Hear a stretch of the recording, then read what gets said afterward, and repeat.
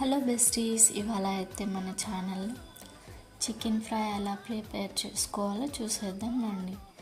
ముందుగా ఒక స్టవ్ పైన కడాయి పెట్టుకుని అందులో 2 టేబుల్ స్పూన్స్ ఆయిల్, అది వేడయ్యాక కొంచెం కరివేపాకు, మనం వాష్ చేసి పెట్టుకున్న చికెన్ వేసుకోవాలి.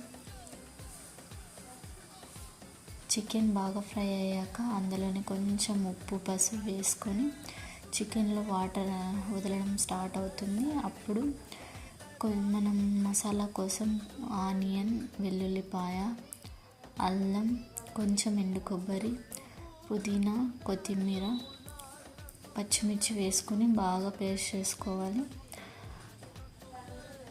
చికెన్ 50% అప్పటికే ఉడికిపోతుంది. ఆ చికెన్లో మనం రెడీ చేసి పెట్టుకున్న మసాలా వేసుకొని బాగా మిక్స్ చేసుకోవాలి.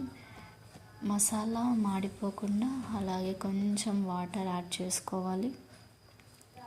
వాటర్ యాడ్ చేసుకున్నాక స్టవ్ పైన పెట్టి మీడియం ఫ్లేమ్లో ఒక 10 మినిట్స్ ఉడికించుకుంటే ఆయిల్ వదలడం స్టార్ట్ అవుతుంది.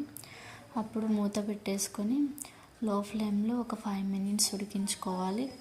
మన tasty and simple chicken fry అయితే రెడీ అయిపోయిందండి.